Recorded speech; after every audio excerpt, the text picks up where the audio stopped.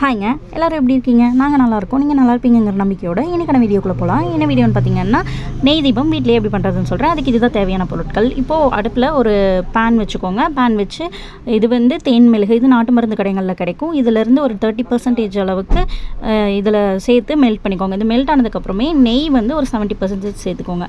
சேர்த்து அதையும் நல்லா கலந்து விட்டுக்கோங்க.